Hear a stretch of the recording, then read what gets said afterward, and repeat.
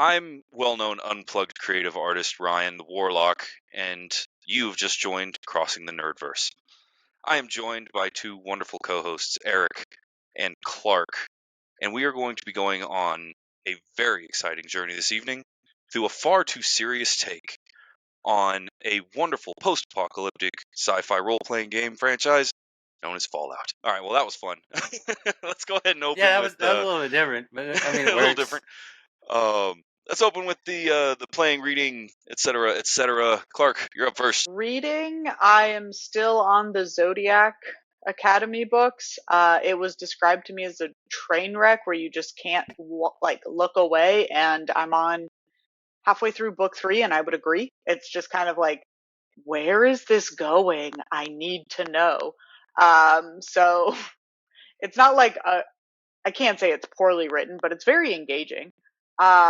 Playing, I am still on my Genshin Impact saga. I know I'm late to the game, but it's actually a pretty fun game. And then watching all the new anime that's out this season, I will say an Archdemon's Dilemma, How to Love Your Elf Bride. Super freaking cute. Sounds ecchi. It's not ecchi. It's very adorable and well done. Konosuba, as always, hilarious. Kaiju number 8, absolutely hilarious. I love that one. Not as big of a fan of Monster as I was hoping to be. I wasn't a huge fan of the manga, and I was hoping the anime was going to help it. I'm like 3 or 4 episodes in. I'm like, me. So yep, that's kind of, and watching Fallout on Amazon. I think it's on. Yeah, Amazon Prime. Yeah, I did double think about that. So yeah, that's reading, watching, playing. How about yourself, Ryan?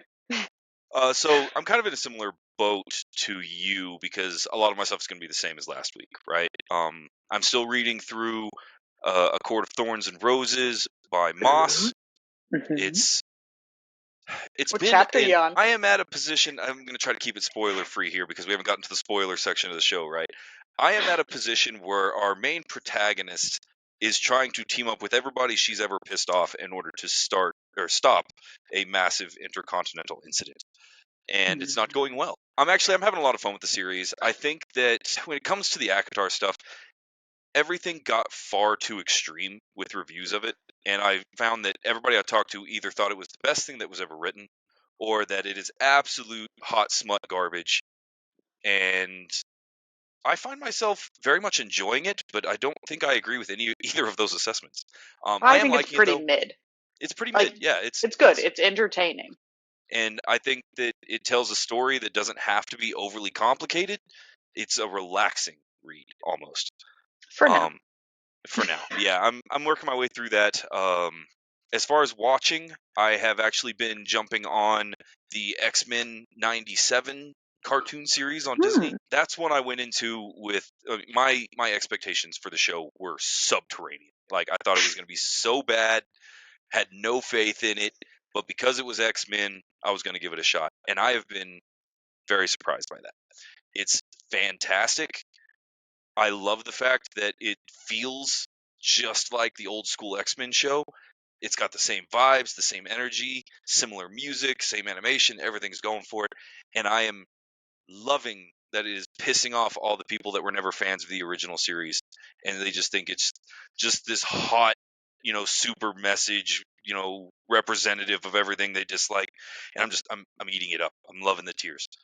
But I do recommend it. I think it's fantastic. I think it feels like watching a modern show while definitely paying due respects and everything to the original series. So, do recommend that one for anybody that's a fan of the X-Men.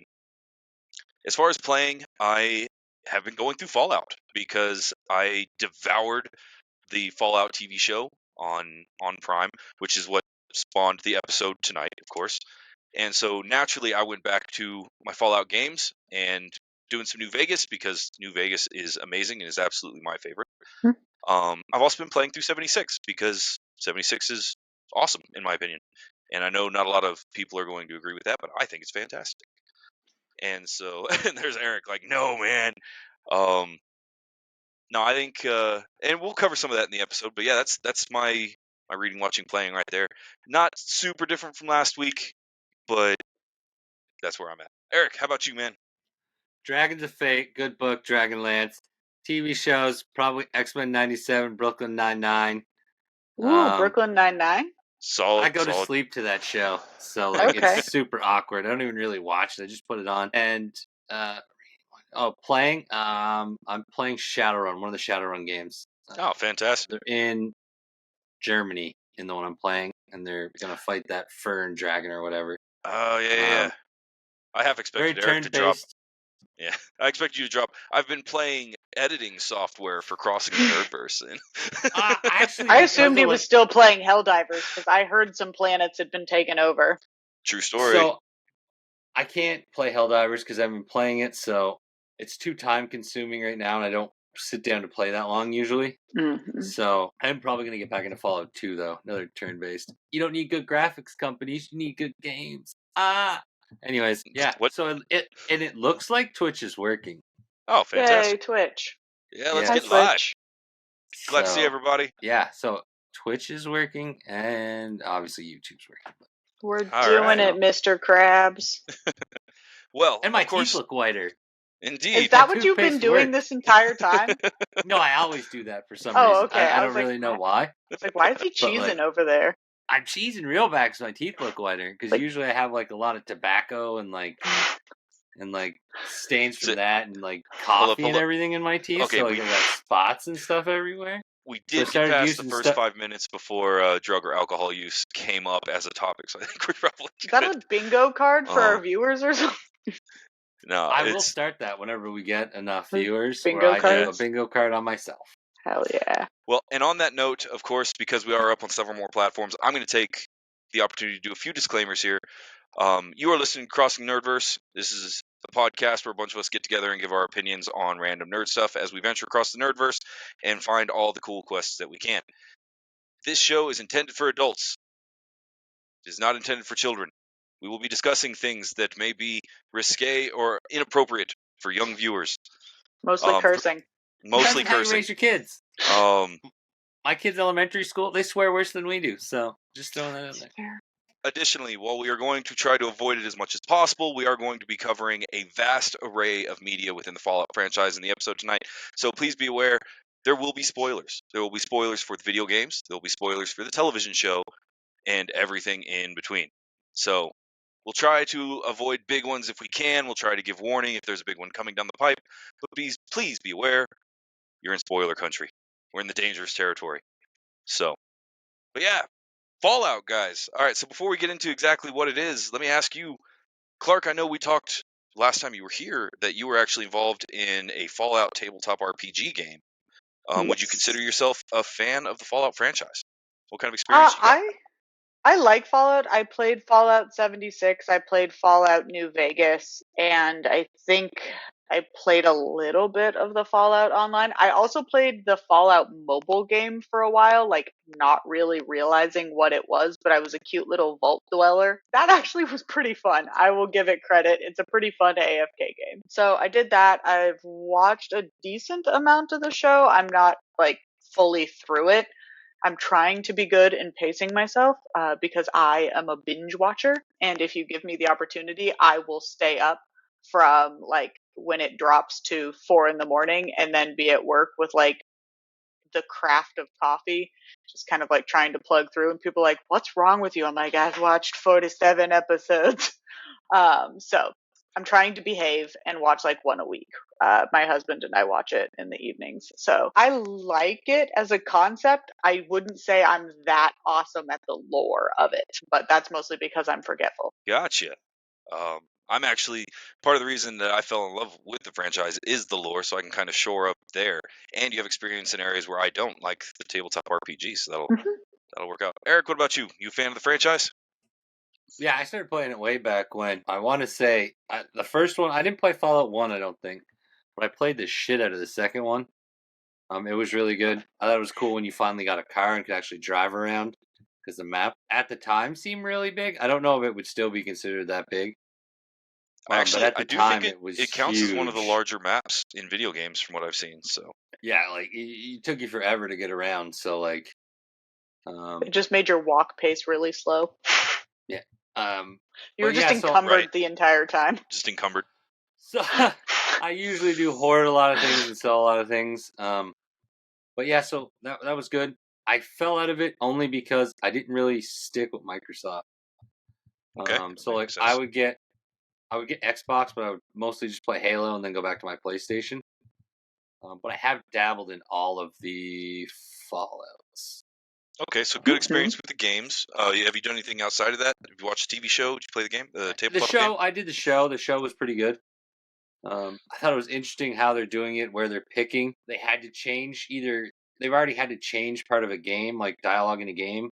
I think it was because of the show. So So like I they're actually have doing some something interesting with numbers that. on that So too. So yeah, so they're really trying to work the show into a continuity. Canon of the. Yeah, Okay, that's nice. yeah. So it So- makes sense for you to watch the show if you play the games, unlike some other ones. I have a very similar story to both of you. I have not tried the official tabletop RPG, but I have played other RPGs that were based off of the system that were, I guess they'd qualify as homebrew or that kind of thing, based off of a D percentile system, a D100 system, very similar to the way the video games work. Ironically, I actually got into Fallout out of order because I got into Fallout because of Morrowind and the Elder Scrolls series. Because for the longest time, my absolute favorite game ever was Morrowind, Elder Scrolls 3 Morrowind. And for those of you that haven't played it, it is a masterpiece. Just music, visuals, gameplay, intrigue. It's amazing and still counts easily.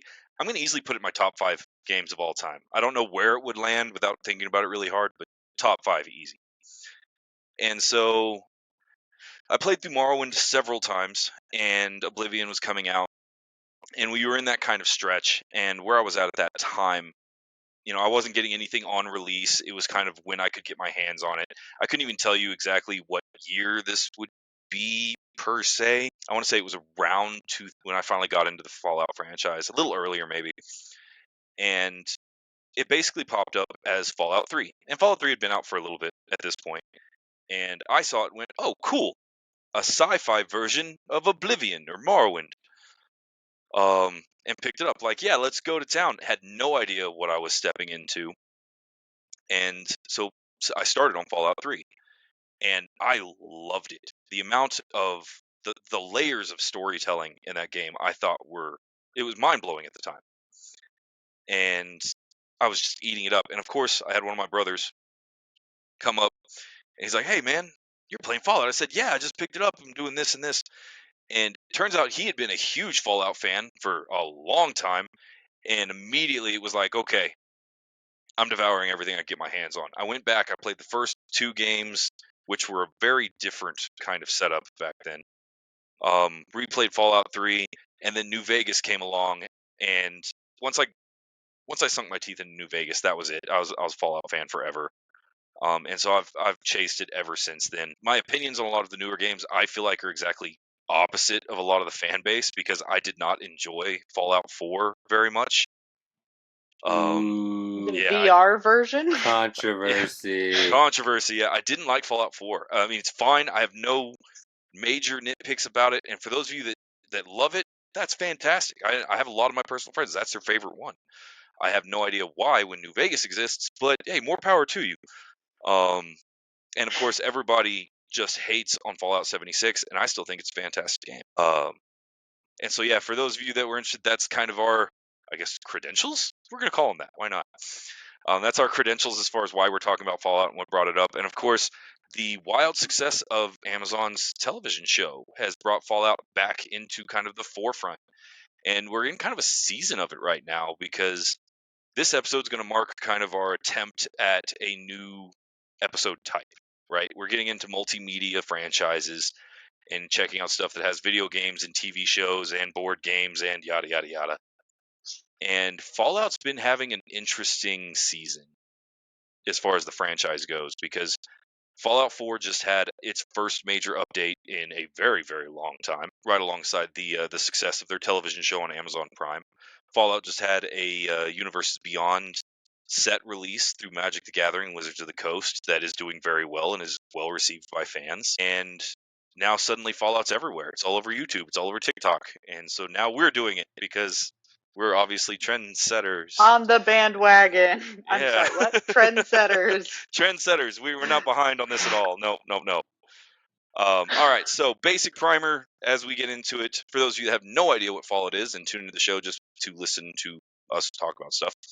Mostly me, I know. Yeah, it's all Eric. It's definitely not the Sims chasing after Clark, not at all. Hey, I'm beautiful.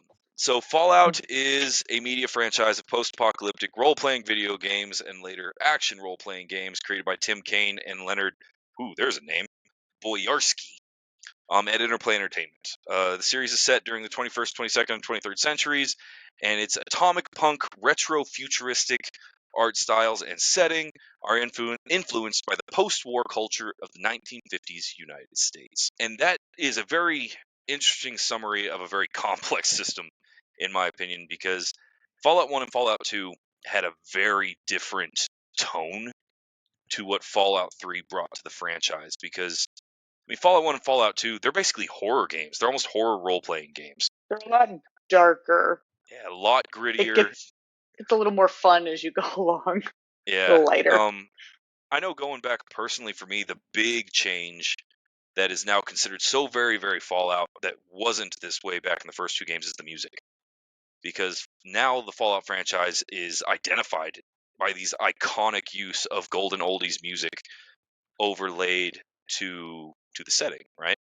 And so you do have this 1950s-esque sound in the songs they choose to play in the soundtracks they have that you didn't see in Fallout 1 and Fallout 2. They had, an opening song with like the flash card, but then the rest of the game was all very backdrop ambient sound. I do really enjoy the juxtaposition of the music and like what you're watching. So spoiler for the show, it's relatively graphic. Like you're gonna watch somebody get their head blown That's off, true. and they're not gonna cut away from it, but they'll do it with like Camp Town happy oldies music, and Yep. I really that just vibe of like come on down to the camp store, and it's like super cheery, and then you're just like poof, and I was like, okay, this somehow makes it better for me. Like I'm not It as does. hosted by what I'm seeing, and I really enjoy it. Like the individuals who do the sound like for that and the sound design for Fallout have really come a long way from like what you said, the original ones where it's a little bit more like dark and silent. But Yeah, I absolutely agree. Fallout has like a lot though they can follow though compared to like other video games. So like Show the your work. whole premise of Fallout has been around forever. Like movies, TV shows, so many things have come before. So they had Not under the They had an franchise, idea but of- under the idea, correct? Oh, yeah, you're talking yeah. about like Okay. inspiration. Like the Okay, idea okay. of itself of like bunkers and apocalyptic and all this shenanigans. Like Oh yeah, you start. every TV show, every great TV show has an apocalyptic episode or like episodes. I don't think like when you look at like now I'm trying to think of exact ones. Like X-Men did a bunch of different ones, like their cartoons, spin-offs did them. Ninja Turtles did it. If you look, if I'm not mistaken, there's like animes that did it too, like runs where there was like an apocalyptic future and someone goes back. Oh, I see what you're talking about. Apocalyptic level stakes. Yes. Okay. So like there's always been the apocalyptic part, and then like there was a lot of things with shelters back. So they had stuff to go with, and then they had a lot of games before the TV show, which the games had a lot of storyline to them. Absolutely. So compared to like the other games that came out, I think it would have been a lot worse for Fallout to flop compared to anybody else because of everything they had. I think Well, see- production flopped, it still would have could been have just worse. not gone. Like their casting, spot on. Like Absolutely. it is Yeah. gorgeous casting. Like the production value is fantastic. I think it could have flopped in more ways than just not having a great backstory and great lore. Well, So I I actually think it was think done that well. I agree with Clark. I think that when you have a franchise that has as much, I guess, content, backdrop lore and that kind of thing, it can actually work against you. I mean, you look at the Halo series. right? We discussed a little bit in before episode. We're not going to get too deep into it for a future segment, but Halo's got an immense amount of world building and lore and that kind of stuff, and a dedicated fan base. But when the details don't line up to what the fans think they should be, they will burn your show to the ground. All Halo, real quick, the only thing Halo used from the lore was Master Chief and a couple other names. Yeah, Every and that was their fucking other problem. thing was different. Yeah, that's like they literally just picked like 1% of the lore. Like season 2, where they actually use the lore, has done well, and they casted. That's another show that casted really well. So like people can be mad at like Master Chief actor that said some shit about the show to try to make it seem better than it was, but he is actually, in my opinion, a really good Master Chief. I Well, also do think he wanted to take the helmet off more than he's willing to admit, because it's probably shitty being under that thing all day. But like, I actually do like their casting. He's the worst Mandalorian. well, and so the reason that I bring that up is because when you look at Fallout has heavy political overtones, right? This is dangerous territory for media right now. You're talking about an entire game set under the mindset of a post-World War II kind of era where everybody was worried the world was going to end, right? Underground bunkers were a thing. And to take something like that, especially for somebody that knows the Fallout lore with the way that the story went in that alternate universe, that's dangerous ground for them to play on, because either on the one hand, you change details and the fans lose their minds, and it doesn't matter how good your production actually was, if the fans burn you down, they burn you down. But on the other hand, you're going to have all these political overtones that can easily backfire and get you labeled as this or that, and that'll burn your show to the ground. And somehow Fallout threaded the needle on that.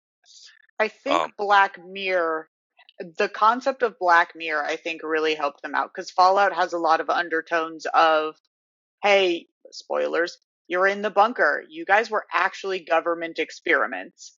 Hey, you're synth. You are replacing real people who get killed by a government, their memories wiped. Hey, you Yep. have the Brotherhood of Steel who's out trying to create this like military based thing. So quasi-religious, yeah, paramilitary, like it kind of feels like Knight's Order vibe. mhm. But like you have all of that. So people, I think, have gotten used to the idea of, yes, it could be very heavily overtoned of like, the world is ending and the government's experimenting on you and pigeons aren't real. But I think because like we've gotten so used to Black Mirror always just like blew my mind, where I was not blew my mind, but I was just like, oh great, this is another thing for me to worry about. So I think they kind of helped kind of set that tone to where people are willing to suspend disbelief, but also be like, I mean, it's not that far out of reality. I think the thing that always got me was like the variance in the technology. Like the first episode, they have 50s cars and robots. And I'm just like, why do you still have a diesel powered car if you have a nuclear powered robot? Like that always the thing to me. I'm just like, your tech doesn't match to me in my brain, but I understand it's like a time period piece in that. That's just showing you that big car company will always be here forever.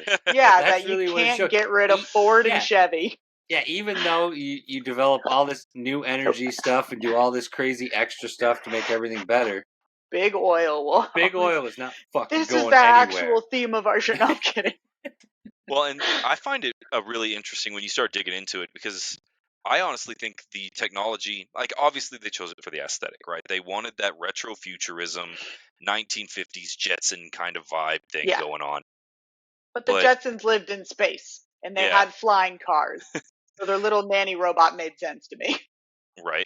Well, and I think that it really shows a world where what they were worried about, what was making money, like showed what was going on, because they had access to, different forms of energy. And when you look into the Fallout universe, the big oil, as y'all put it, really took a big downturn because that expendable resource got consumed very, very quickly in the war, previous to the bombs dropping. And so many of the cars aren't actually diesel powered. They're going to be fusion powered, because fusion was the big thing. And so you'll find them where they do have things like robots and simple versions of artificial intelligence, and yet their TV is still a ray tube miserable little box. Um, Yep. and that's because the money went to either military production, and that's what was making money, or it was, hey, here's automation and things that are going to continue to run forever that you can use in case the world ends. And we'll do a whole episode about the Great Game, which is an aspect of Fallout lore that I am absolutely obsessed with. That does play into the TV show a little bit. Maybe we'll touch a little bit in this episode, but the Fallout world, and like Eric brought up earlier, it is influenced by so many different genres overlaid, because you're talking about, it's got cyberpunk vibes to it, with the corporations actually control the whole world and that the governments are just pawns to these major corporate entities. It's got, obviously post-apocalyptic vibes to it. It's got retrofuturism vibes to it. And so once Fallout 3 comes along and changes the tone, and we start seeing, we brought up the music, we also start seeing a sense of humor come to the game, where yes, you are this individual, let's call it a vault dweller for the time being, that is now part of just a nightmare landscape, right? Like, the wasteland is not a happy place. Everything out there wants to kill you. Everything wants to eat you. Everything that survived the bombs dropping is now an irradiated monster. But they make it more of a happy place in the newer ones. The And that's the original tonal ones, shift I was talking about. Yeah. I You miss get this. the actuality of it, like where it's like your character should feel a little hopeless in the beginning. It should, like, you shouldn't be smiling and shit. Like, you're literally probably eating radiation. Like, Well, and I fuck. absolutely agree. And a huge part That's of the the fan delusion base, of being in a bunker. You've been brainwashed. a large portion of the fan base agrees with Eric on this one. They want the original tone of Fallout 1 and Fallout 2, where it's dreary, the world sucks, everybody's against you. I don't think that sells in our current market. And me personally, I like the more dry gallows humor that you get in Fallout 3 and the later editions, right? The Fallout TV show in the first episode really captures that well with the Lucy character, in my opinion. One of my favorite things is when you watch it on Amazon Prime, you throw up the first episode, the description for episode 1 simply says okie dokie. And I love that. I think that's perfect. I didn't realize that was such an old saying. I say that all the time. Oh, yeah. You're old. You're old. That's what you're revealing. Apparently, I did not. I also, toodles is something I say aggressively often and is old. I was like, oh, shit. So now I got to add like yat into my vocab and everything like that. You obviously are already ready to watch the Mickey Mouse Clubhouse if you're already doing toodles. Because I don't remember which one of them does that. Oh no, that's the machine that can be different things. Oh, toodles. Yeah, you're ready. I have no idea what this is. I think the tonal shift that you have with the newer Fallouts, especially once Bethesda got into the works, where it is this dry gallows humor where they will take very gruesome or dark affairs and they paint them in this kind of, it almost tastes like Deadpool to me, right? Like, it's got this humor overtone to these really, it's got camp. It's very campy. And then they started embracing the retrofuturism aspects a lot more, right? This 1950s sci-fi literature vibe to it, where you have aliens that are, canon in the game, that are little gray aliens with their laser guns that shoot out little rippling lasers. And never mind the fact the game does portray them as this extremely violent, invasive force that wants to, like, eradicate life on Earth. But it's just such a goofy aesthetic with the giant bubble helmets and the laser guns that it adds something to it that is a unique mix of very dark, very gritty, very terrible stuff, all happening to this kind of happy painted overtone that feels fake. It feels like a veneer. And I like that. I like the fact the humor is so fragile around these truly dark events. Yeah, if I wanted to watch real dark reality, I would just live it. I would just go outside and talk to people. Well, and not for nothing. I think that's I think that's a large part of why people are enjoying this aesthetic, why Deadpool's doing so well, why Fallout's doing so well with that kind of humor, is because people don't want dark, dreary, evil, bad guy wins stuff nowadays. People are feeling like the world's already ending. Give me something happy. I kind of agree. I do think Deadpool's just would do well in any era. Just because Deadpool's your timeless Marvel. well, it's just because of the way he breaks the fourth wall and things of that nature, and like the way he carries on, no matter like the I think it situation would and have things tanked like in the that. Like 70s. I don't. I think he would have done great. Like just the way he comes out, the way he handles everything. He's always got like a witty way to him and things like that. And then when Ryan I Reynolds was think born humor has to play changed. him is just Obviously Ryan Reynolds does a really good job as Wade Wilson. yeah. He was born to literally born to play Deadpool. Do we all think that Blake Lively is going to be Mrs. Deadpool or Lady Deadpool in the upcoming one? Well, and here's the thing: She's as fantastic. much, hey, I love Blake Lively. She's awesome. Yeah, shut your face. And I won't get too tangented off Fallout, but I am not a Deadpool fan. I don't like him. I never liked him in the cartoons. Kick him. Never liked him in the comic books. Didn't like him in the video games. Couldn't stand him. I'm also not a big fan of anybody that breaks the fourth wall in these universes because there's already so much hand-wavy bullshit that has to go into being a fan of a lot of these, kind of nerd verses that we talk about. To have somebody out there making it harder, like Deadpool, it's not something I enjoy. And so I disagree with you, Eric. I don't think he would have done well previously. Now, that being said, when his movie came out and Ryan Reynolds, did Deadpool, this is well after the X-Men movie, which shall not be mentioned. I loved it. We forget about that movie. Which one? That one that we don't mention. Yeah, the one we don't talk about. I liked all of them. The one where the helicopter landed and you could physically see the green screen waving in the background. I don't look at that one. How about the one where they took Deadpool, didn't give him his iconic look, took the merc with the mouth, and got rid of his mouth? Anyway. Poor decisions, but still good. Wolverine was still a good character in it. Terrible movie. But his movie did fantastic, even for somebody that not just wasn't a fan of Deadpool, but was actively a hater of Deadpool. And I loved that movie. It was fantastic. And of course, I'm so excited for the next one to come out. I honestly, part of the reason I like Deadpool is because I pretend he's talking to me when he breaks the fourth wall, in particular, not anybody else. So I feel like we have a connection on a whole different level. So that's why I truly enjoy Eric Deadpool. And but Deadpool he would are do involved. Good. He would he's do not good. Talking to any of you other people. He's talking to me. Fuck no, that author wrote it for me, so we and Deadpool could make a connection. How do you feel about Moon Knight now that I like Moon Knight? I think it's great. I think he's going to do even better, right. Just because of the fact that mental health is such a big issue nowadays. That's the selling point for Moon Knight for you. I mean, it's 90% of his powers. Yeah, I was going to say that was a big majority of the TV show focused on his mental health. No, you're absolutely right. I don't think that's going to be what makes the TV show good or be the selling point. I think Moon Knight was a fantastic show. I loved it. I think visually it was stunning. I think what was the actor's name? Oscar Isaacs? Yes, the guy that does a lot of fucking nerdverse stuff. Oh, yeah, I was like, finish that sentence? need the last words there, Eric. Took a minute. I think he crushed it and really did some amazing stuff. So yeah, I'm a huge fan of Moon Knight. I'll admit to you, I've never read any of his comics or looked into the character he's before. He's sassy and will also break the fourth wall every now and then. As far as my experience with him, which is just the TV show and a little bit of video game stuff now, I like him just fine. What's funny is you talk about the Marvel TV shows, and we should be talking about Fallout, but screw it. Yeah, back to Fallout. How dare you derail us, Ryan? So anyway, Oscar Isaacs, Ryan Reynolds, great casting. Let's talk about Cooper Howard in the TV show. Who is that? the So Cooper guy Howard with no nose. is the ghoul. I'm so bad with people's names. I know no actors' names. It's okay. So the actor that plays him, I knew him from the Predators movie. He's been in several other things. My roommate knew him from this comedy TV show she watches. That the name I cannot think of presently. He's been in a lot. He's been in a lot of stuff. He's good. He's been in a lot of stuff.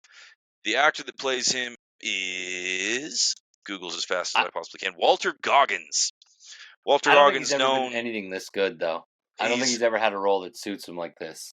See, I agree. He was in Justified, The Hateful Eight, Vice Principals, The Righteous Gemstones, Sons of Anarchy, all of these for several years. And Sons of Anarchy. He plays a bad guy a lot of times. He is. He's very commonly a villain. He's got a real good bad guy. He's got a really good DGAF vibe. I agree. And I think, especially after Justified, him popping up in Fallout was such an iconic role that it just solidified him in my mind. Not an actor I paid a whole lot of attention to. He was always just kind of the villain. If he showed up, you knew he was a bad guy. He plays an excellent villain. I liked him, and that was about the end of the day. Now, after his performance in Fallout, I have a vibe for him that it's going to be really hard for him to play anything else in my head now, because he's always going to be hard tack cowboy bad guy. But yeah, You as and a far lot as of women on Instagram and the internet also have that vibe. listen, we could do an entire episode on the ghoul, the nature of ghouls in Fallout, and what these people are really jumping on. So it's He's funny. like 200 years old. Yeah, it's definitely not talking about any issues there. But I digress. So yeah, as far as casting goes, I agree, and I think very similar to Deadpool and several of these other things. I think that casting was fantastic. I also got to give some love to the actress that played Lucy. She's the voice of Jinx? Yeah, I Ella think? Purnell. I know Yeah. her from Yellow Jackets, was where I first kind of started watching. She plays Jinx. She was in Army of the Dead. She was in Sweet Bitter. She was in Miss Peregrine's School for Peculiar Children. Excellent resume, and I think I she know crushed it none of those. as Lucy. Yeah, she did good. I mean, she fit She's the mold still like it wasn't doing meant. good. Yeah. I mean, you think, never know who's coming back next season. I never assume anything. I think she is, but you never especially in know. Fallout. But no, I Yeah. think she really crushed the naivete, the innocence of being the Vault Dweller, especially Fucking from. $5 word. I can't help you, Eric. Like I've tried. Like I can't help you, man. I used But I think that juxtaposition earlier and you didn't. yeah, what the hell? I guess I feel like missed that's that a one. better word for you. I'm trying. I've been trying to like make sure everything's going right and like we're sharing and So you're everybody not out paying there can attention to the find big us. words I say? So I missed your big word. I'm gonna get Thank slammed for that if Oh, I yeah. I clip didn't that. go I'm to a fucked. liberal arts college to not learn that term. But in any One case, of gonna those yank the degrees. reins a little. Ella Purnell, I think that she captured a character that is coming into a zone that she really doesn't know. It's an alien landscape for her, right? And you can tell that she's driven. She has a goal. She will do anything that she can to get to that goal, but she doesn't pretend like it's easy. And I think that's fantastic. I know for me, and this is going to be a big one for a big one for me when it comes to a protagonist in a show that is in a position like Lucy is in Fallout.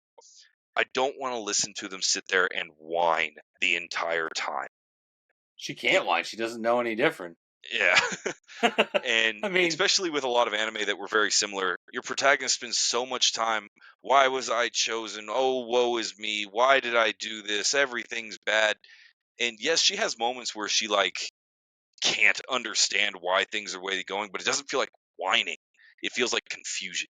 And I think the actress really, really crushed it on that one. There were obviously an epic amount of excellent casting choices in Fallout between shopkeeps and cameos and the way that they had everything set up. I think that it's pretty safe to say they crushed it on the casting. I don't have any nitpicks or any changes.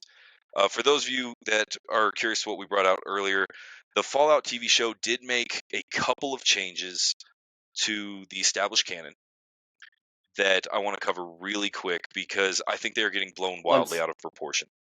One sec. So in regards to their casting, if you look though, there isn't like a whole bunch of like Big name.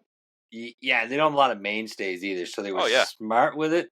So while we say they did good casting, there's no one really that I couldn't see like if you put someone else in that role, other than the ghoul, like the main guy and girl.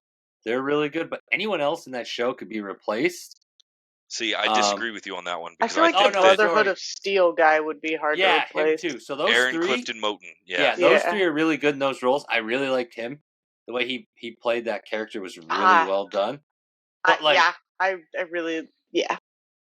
anyone Yeah, else you well. could replace though, and I'd have Yeah. no issues with it. Like the father or the main villain, that lady that created fusion and didn't. You know, yeah. I'm gonna give you like that all with those one people. exception. I'm gonna give I you didn't that with think one anything of exception. them. So obviously, our main three characters, we have Ella Purnell, Walton Goggins, and Aaron Clifton Moten, all did amazing in the primary roles, right? Because you have Lucy as our main protagonist. She's supported by Maximus, who I think has one of the best like character growth illustrations in the show, because he starts off as he's a bad guy, and as he goes, he wants to be a good guy. He has nature of being a good guy, but he never quite gets out of that mindset of like, this is what I've had to do to survive this entire time. And I like that. That's the whole show, right? Like he shows growth, but he doesn't just magically get better over a couple of days. Walter Goggins plays the primary antagonist in the entire show and still doesn't feel like a villain. He doesn't feel evil, right? He's just willing to do some pretty villainous shit. The rest of them I do feel like are pretty interchangeable. The cast we had, I think, did an amazing job, but I would really dislike the swap if they took Johnny Pemberton, who played Thaddeus, the second Brotherhood Squire, to show up. I think he just takes the show. What is he He's from? fantastic. The energy he brings to it. Johnny Pemberton is most known for he was in Superstore, Son of Zorn, Superstore. 21 Jump Street. That's what I know him from. Oh yeah, Superstore is where you'd probably know him. He was the rapper. Yeah, he was the one guy's girlfriend. What's her name's boyfriend? Yeah. Yep. Yeah, that's where I. But see, like the only reason I say like he is really good in the show, but I think like you could put other comedians in the spot. I think if he died, he would be replaceable. I wouldn't carry the show. Yeah. Yeah. Like if his. I think I mean. It's like that's a show. Like Like I'm not. You could do it. So, but yeah, that's the only one I would like. The rest of the cast, they did great. I don't want it to be like, oh yeah, they did kind of a mediocre job. It's just their characters didn't have enough screen time and camera time to be like, that's this character's attitude or look or whatever. I mean, that's what a supporting. I'm gonna be honest, they just didn't wow me. They're supporting actors. They have. I don't care. They need to wow. They need to wow. Look at other TV shows. Supporting actors do it all the time. Halo, when they added that one weird British dude that was in charge for season 2. Glad is that he British? you remember that one weird British dude at that one TV show. He was like a side character. He was really in Halo, in season 2 of Halo. Okay, that's one. Is it Ackerman? I don't remember his fucking name. Anyways, he was good. If you look at, I'm gonna get some more. Stand by. There were several in different animes. That's usually what I watch lately. Anime.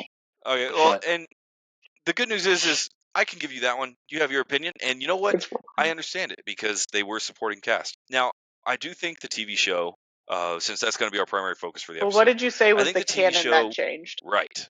All right. Because I actually wanted to know that. The canon that changed. Yeah. The canon that changed that really. So there's nitpicky things that they adjusted, right? Little details. Most of it is not consequential. I guess I'm going to say in my opinion, but I think just objectively is not consequential. With one exception, and that is the geography of the setup, the layout. Now, when they first started the show, they were very open and very clear. This was actually something that took my enthusiasm for the show and diminished it a little bit, where they were like, we don't want to work within any of the established canon. And I took that at the time as being like, oh, we're not going to worry about the canon. We're just going to tell our own Fallout story. And that made me sad. Like, I'm not going to lie about that. I'm not going to try to prose it up. I was sad about that. I was disappointed about that. It turns out that wasn't what they were doing. What they meant by that is that they were taking it and setting it well after any of the previous Fallout content. This is further in the future. And so for those of you that are fans of the video games, they are setting it in California, but the NCR, the New California Republic, does not feature dominantly because it's after the fall of the NCR. And that's where we get to the main change they made, and that's the geographic position of Shady Sands. Okay. Now, Shady Sands in the TV show is the ruins of a town. It's very dominant to the plot line. It doesn't line up to where it should be in Southern California like it does in the video games. They moved it around, right? And so when you start looking at other landmarks in the Fallout universe, places like New Vegas, the Boneyard, a lot of these towns and locales that are well known in the franchise, they're taking Shady Sands and putting it in a weird place. And that's, of course, got fans all uppity. It doesn't bother me at all. I never would have They noticed. played kind of fast and loose. Yeah. I'm really bad at They played kind of fast and loose. There is one other major lore change that they made. It's not technically like they changed the canon. They added stuff to the canon that is major, but since you had just told me you hadn't finished it yet, you can go ahead and I don't mind spoilers. So because one, my memory's not great these days, and two, it gets rid of my anxiety for what I'm about to see. So like purely, I do not care about spoilers. I'm just like, oh, okay, cool. I'm still gonna go watch it. Okay. You're telling it to me. I'm not visually seeing And it. most fans, he sees dead people. I and know. most fans already I get binged it. Yeah, I know. I binged it day one. So Well, a lot of fans did, and that's why they talked about maybe they should have released it weekly instead of all at once. because we have no I think that self-control. releasing it as a bingeable, I think was the right way to go. I hate when they try to do this old school cable inspired release schedule. Drives me insane. X-Men 97 is a perfect example of that right now. Nothing is added to X-Men 97's quality by making me wait. But it's the fact that I don't have Like- But it massive teaches you. gaps in like what the heck. I'm not watching House Hunters for 57 seasons because I'm waiting for the next season to come out. Yeah, I don't have the exactly self-control. right. Well, and here's the thing: I'm not going to learn discipline in my life by having to wait on my Yes, you cartoon. are. I mean, I feel like we have better discipline as kids because we had to do that. Like, I had to actually get up at certain times to watch certain TV shows, or I had to be in certain places, so it made me Or accountable. record it. Because if I didn't wake up at 5:30 in the Eric, fucking morning, I not was to- not getting to watch Ronin Warriors. Not to go full cyberpunk on you, but that didn't teach you discipline. It taught you to watch commercials. It taught you to look at ads. Hey, it taught me my time It zones. taught me to get up at I will say 5:30 that. to watch my show. Get up at 5:30 and watch another 15 commercials before school just so you can see your cartoon. It was Yeah. McDonald's, man. You're getting corpoed. So no, I Capitalism do is not agree with that. spoon-feeding I you. don't. I- Spoon It is feeding. just, it's still discipline though, because you still have to get up. I'm going to like, mildly regardless of agree with all the extra I'm going to agree shit. with both of you. You do have to have discipline to get up, but also you're going to get like 57 Nerf commercials at 5 a.m. Well, All the it's- commercials are coming back now, unless you I pay know. extra anyways. So you're getting Well- all that shit on Prime and everywhere else. So But it's just like all the It's guys back. that say, "Oh, video games were better when you had to go to the arcade." You mean when video games had no narrative and were designed to eat quarters unfairly? No, thank Who you. says that? But I've I never- digress. I was gonna say I've never heard that one. I don't I- know who you're hanging out with, I think they were better, but yeah. maybe they haven't played new That's video a- games it's a whole because they're new pretty level. cool. Even I'm just Nintendo gonna wash Is my it hands of Ryan? that weirdness Ryan, are you for the just one a who moment. believes? No. Eric has told me that he misses arcades and wishes they would go back that way in previous episodes. I miss arcades. It doesn't Oh. mean they were better. We have a though. lot of arcades around us. I miss arcades. I've never once said Mhm. arcades are better. We'll get the receipt. We No, got a and- couple here. They're not nothing fancy. No, But in any case, back to our spoilers. If that little rant didn't prep all of our listeners for the upcoming spoilers, skip ahead, let's say 2 minutes. Go. Now's a good time for bathroom Yeah, break. this is You a don't want any commercial spoilers. spoiler break. And yeah. you can pee in a bottle if you're driving. It's okay. Don't do that. So the other major change they made to the canon is they did bring in a scene in the show that talks about the Great Game. Now, the Great Game is this big political conspiracy that was about the global war because, as you know, in the universe at that time, there was a major conflict between America and China that Also, if ended you're the war. playing the game you just lost. Yes, madam. Now I have to get on Discord and announce to everybody that I lost the game. So in the Fallout TV show, it was revealed that the first nuclear bombs likely did not come from China or America, but that Vault-Tec dropped the first nuclear bomb. Well, didn't they And- say that it was just so I'm clear because I've only watched through it once? Didn't they say that they not that they launched it, but that they got everybody riled? They created the tension. Because So I don't think it's they had nukes. Yeah, I think They they definitely created the they tension. plucked the cord that And- got everybody to shoot nukes. I think that the show heavily implies that the first bomb that was dropped was Vault-Tec's fault. I'm inclined to believe that it was also an accident. I think the great nuclear war that causes the Fallout franchise was a mistake. And somebody, a janitor knocked over a mop onto the launch nuke button at Vault-Tec and started the Great I think War. you're giving them too much credit. I think it was planned marketing. Oh, 100%. Like if you watch, as you watch it, Clark, and you see, you'll 100% Just from the video I games. don't think it was an I think accident it at was all. kind of like, we want to do our thing. I, This is how we're going to get to do it. Pull the lever, Kronk. Yeah, pull the Well- lever, Kronk. Fallout is just like Morrowind and everything for me. I never ever finished any of them. Bro, I never did. Are you that They're guy so who, if I long. log I into never your gaming finished them. system, you're at like 75% completion of most games? It depends. It has to be a Okay. really good game to finish it. Like Fallout, I think I finished Fallout 2. I want to say I did. But like it has to be a really good game for me to finish it because usually games like once you get 3/4 the way, the storyline gets so shitty. You're like, well, they gave up here. I might as well myself. You So I We'll just talk gotta about what kind of a be monster Eric is later. kidding. I'm gonna have an aneurysm and die on stream. That could get us ratings. Any case, so yeah, that was a major change in the lore. Right, we got famous. There were several other things that they changed that kind of have fans up in arms. Most of them are fairly inconsequential, and I was surprised by how much they actually stuck true to the setting, stuck true to the established lore. I know for me, the one things that surprised me the most when I was watching through it, this isn't spoiler territory, but everything seemed very clean. Like the ghoul is very clean. The Brahmin, which is a famous two-headed cow from the franchise, was very clean. Everything has hair and nobody's got like cancer. It wigged me out. Like everything seemed very clean, right? because I don't think people can stomach the truth. Yeah. That's what it is.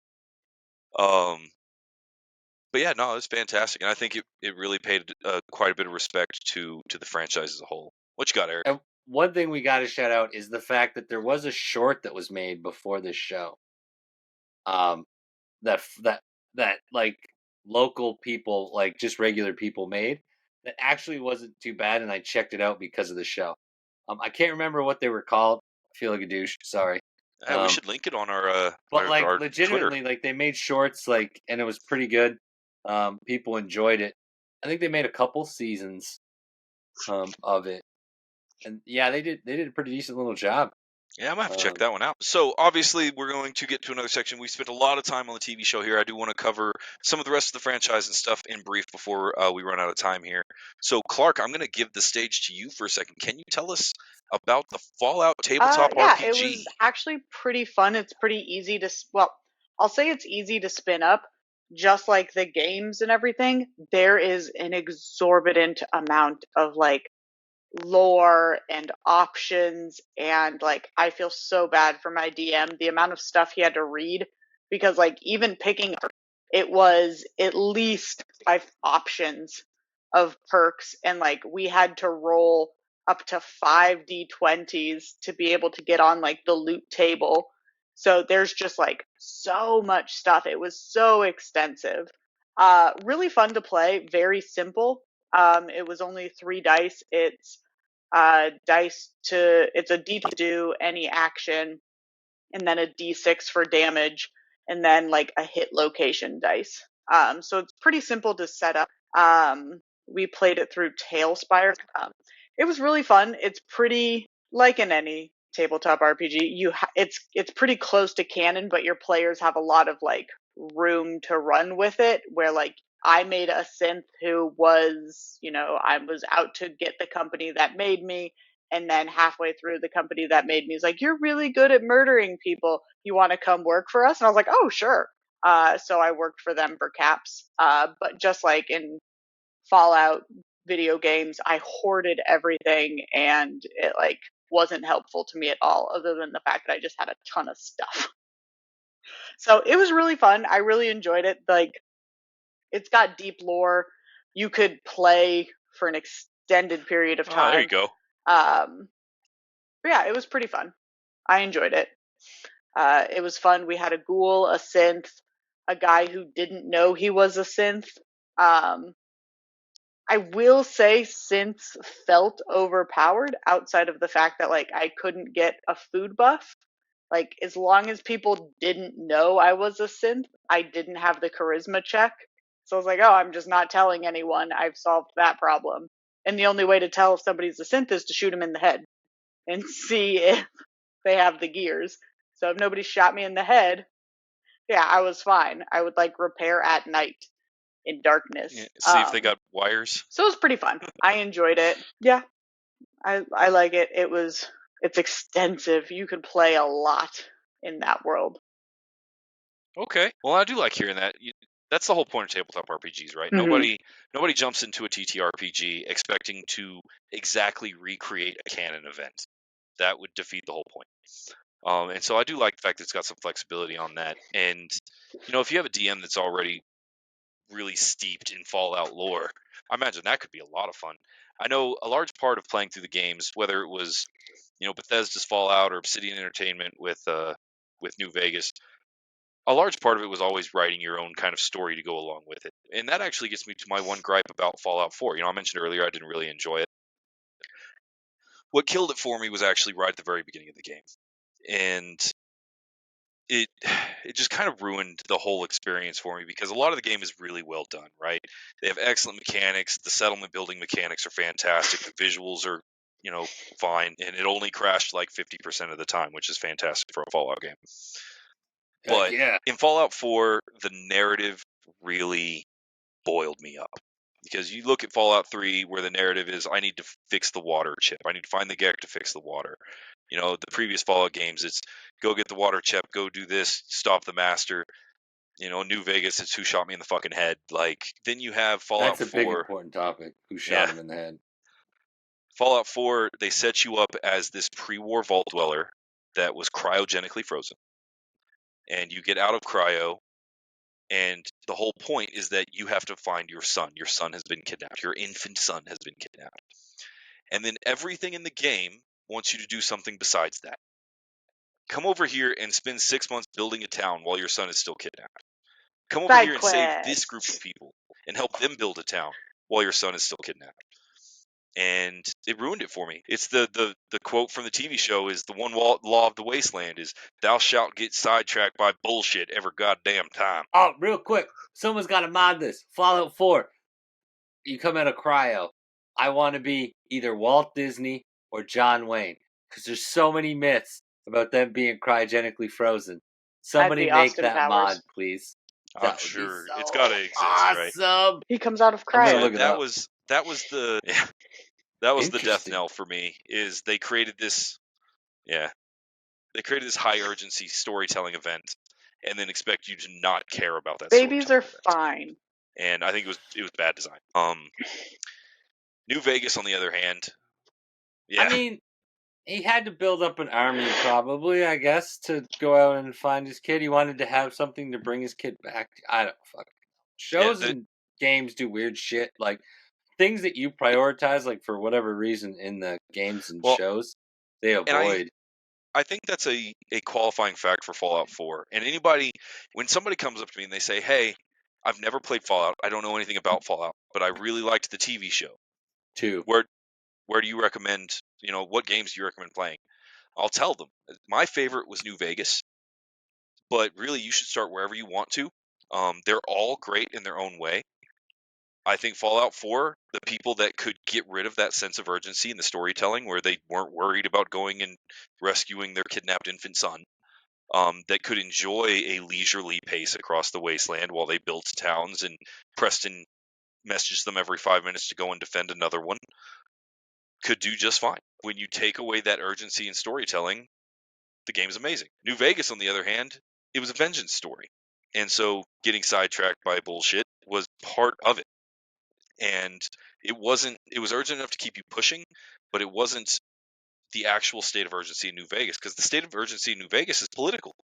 You have the NCR versus Caesar's Legion all convening at Hoover Dam, and that's the whole point. You getting shot in the head is a side quest. Yeah. And so you could go at your own pace. You could write your own story. You could be part of whatever faction you wanted to be in. And I like that. Now, I think that Fallout 76 has an excellent way of telling stories, but it can become competitive. Not competitive, repetitive. Where, they have some really excellent writing in 76. A lot of the quest lines are fantastic. They're meant to be contained experiences that a player can get through in a couple days so that they can move to a different one. And you get to decide what quests your character does, right? And completing most of the quests is not vital to reach any kind of in-game state. The unfortunate truth is that once all of that content is done and chewed through, the game leans heavily on base building and event MMO style gameplay in order to keep it going. And so a lot of players get burnt out on I have so many daily quests that I have to do, and I have so many weekly quests that I have to do. Yeah, and they kind of lose it because they feel like in their mind, if they don't do every daily quest every day, they're failing. which is simply not the case. Yeah, It kind of is the case. well, and it turns into a situation very similar to players in Dungeons and Dragons, right? Me and my table make fun of them all the time. It's like, oh, get into a hurry to win D&D. People have that Hell mindset yeah. about 76, where they're like, oh, I'm gonna win at 76. I'm gonna be the most overpowered, and I'm gonna have this and do that. When 76 doesn't have any win condition like that, there's nothing like that, and so I think 76 was too ambitious. see, I disagree. I actually was just playing 76 today before we recorded. I still think it's a great game. I think it's a lot more stable than nearly any other Fallout game that I've played on my Xbox. I haven't played it on PC, to be fair. I played it on the Xbox. Yeah, I mostly played it on, like, 2 was on PC. I don't think it even came out on a system. Well, and I do think that the fantastic part about it is if you're, and this is what I would recommend to any of our listeners, any of our viewers that are thinking about it, if you're going to play Fallout with your friends, play 76. If you're not going to play Fallout with your friends, play Fallout 4. That's kind of what I would recommend. Now, I still personally think Fallout New Vegas, best Fallout they've ever had. It doesn't have base building. It doesn't have any kind of shenanigans like that. It's largely narrative, but I think it's still the best, and by far has the best DLCs and extra content from any Fallout game. So I know we're running a little bit short, so let's go ahead and we'll get into our wrap discussion here. As far as Fallout goes, of course, this is an episode in multimedia franchises, I guess is the best way Are to there put Fallout books? that. Talking about things that, Okay. like we brought up with Halo, anything that has books Like, I and feel like there's comics got to and be video games comics. and TV shows and movies. I Yep. don't believe there's too many of the comic books. I'm not familiar with any of the comic books. I do know there's novelizations. Mhm. But more so, it surprises me when I start looking at the stuff at the sheer amount of Fallout games that I didn't even know existed. Yeah, Like the one you brought up earlier, Clark. I completely forgot you they do. had a whole mobile series of But you got games to and make sure like they're build not your own vault cousins. style AFK That's a big games. thing. Yeah, you gotta make people mate and stuff so you get more people. Then you gotta go out and shoot stuff. Well, and yeah, Hmm. no more cousin stuff. There were several spin-offs that me and my brothers played when we were kids, like Fallout Brotherhood of Steel was, I think, an original Xbox game. Wasn't canon, didn't run with anything, and you controlled a crew where it was these pre-built characters. I think there were 4 of them that were all part of a crew, and you controlled, through the event. And it was super cool. I'm loving the fact that Fallout has seen some success.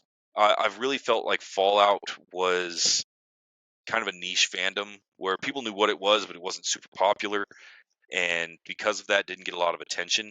And for me, I'm a merch junkie, right? I'm addicted to cool merch stuff.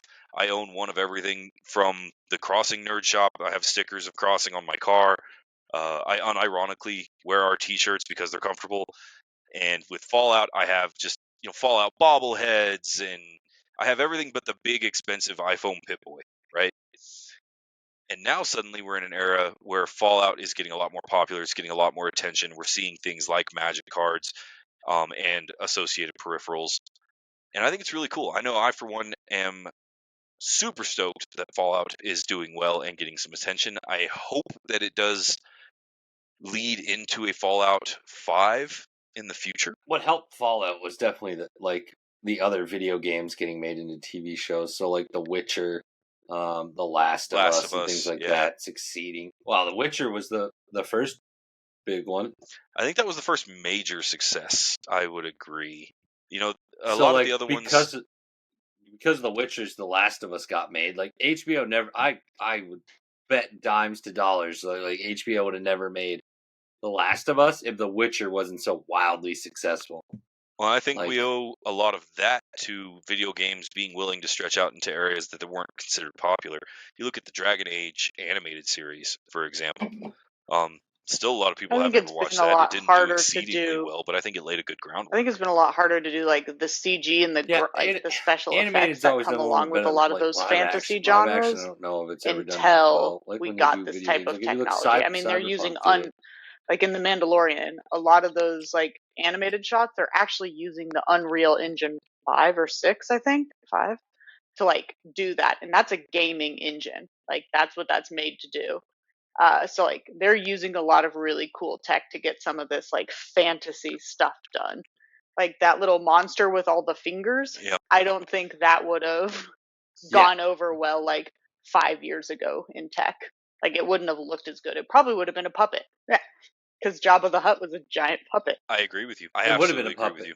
That's why Star Wars was so good. The Force All be the with you. puppets everywhere. Well, Yeah. and just to give you guys I a little may bit of just preview as send we my come to the end of husband our to do all episode those here, shows. our next episode will be going into May, and May is going to be Star Wars month. I'm very excited about it. Indeed. Yes. So we're going to be covering a lot of Star Wars content. I know we're going to be covering a lot of Star Wars stuff. We have Outlaws that's going to be released very soon. We're going to cover that. We're going to be talking about The Mandalorian, Book of Boba Fett, and the success that Star Wars has seen in some of their animated and live-action TV releases. I'm excited for the month of May. I want to take a moment to remind you guys, we are at the end of our episode. If you've enjoyed what you listened to, a bunch of nerds talking about Fallout, please be sure and like your video, leave us a comment, engage with all the algorithm stuff, because it really helps us out and it helps keeps the lights on so that we can go on these sweet, sweet quests. Real quick, one thing. So, make sure link trees on everything, crossingnervous.com, all that fun stuff. But so what's your favorite? Everyone's got to do it. No big explanation. Favorite like futuristic, apocalyptic setting in a video game, and in a show / movie. I mean, I'll start with mine since both of you have to think. So I'm a huge fan of Shadowrun, the setting for video games. Even tabletop, I do like it better than Fallout. To me, it's just nicer. It's interesting. They keep the races and stuff like that from like D&D and do it too, so it's kind of cool. And then like movies and things like that, I was a huge junkie for the X-Men one, End of Days, I think it was, where like the Sentinels had won and all that stuff and were rounding people up. I thought that was a really well done movie. A lot of the actors fit the mutants. They brought back and they even did. There's two different ones you can watch. There's a variation you can watch with Rogue in it, and there's one without Rogue. So like they did a lot with that movie, and it was pretty cool. Interesting. Okay, well, as far as movies and television shows and stuff, I think one of my favorites, it's a little niche, but it was from a canceled television show from a few years ago called Falling Skies. And Falling Skies was it was so good. It was basically, it kind of took some inspiration in the way that it filmed and the way that it used its lighting from things like Walking Dead.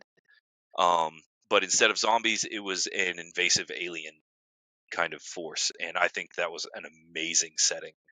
I do love Shadowrun. I'm going to give you that, Eric, but I don't count Shadowrun as apocalyptic. It's just dystopian, right? It's more cyberpunk than it is Post-apocalyptic anything is else. not really my And vibe. so as So far as I video games go, honestly it's kind of hard to couldn't beat even Fallout. think of a show The outside of aesthetic of Fallout it, and and Walking Dead that I've like I am going to watched. go with So Fallout for my I think favorite Walking Dead post-apocalyptic was video game, but I'm probably going well. to I make mean, sure and note that I'm talking about does like New Vegas, Dead Money, what's Big that Mountain the zombie movie? kind of vibe. I think was by far my favorite.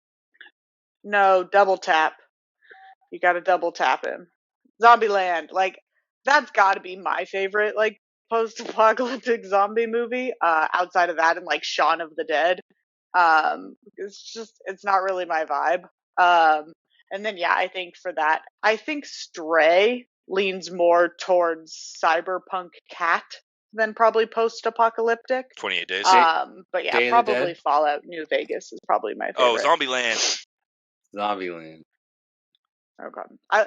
I really liked being Cyberpunk Kitty. Dune, I guess, would also count because they had that tech war. Well, it's pretty. Stray's pretty apocalyptic. I think I'm going to give you Stray. But yeah. All right. You know what? Everybody that's listening, whether you're watching this later or watching us live, leave us some comment. Give us some interaction. You can find us on Facebook. You can find us on YouTube. You can find us on Twitch. What is your favorite post-apocalyptic setting? Books, video games, movies, whatever. Let us know. Defend your position. Tell us how we were wrong. And with I'm that, never wrong. we'll go ahead and bring this episode of Crossing. Yeah, that's an interesting concept. Does Dune count as post-apocalyptic? But yeah, with that, guys, we're going to go ahead and get out of here. We'll bring this episode of Crossing the Nerdverse to a wrap. This has been mostly about Fallout, and we hope to catch you here next week. See you then.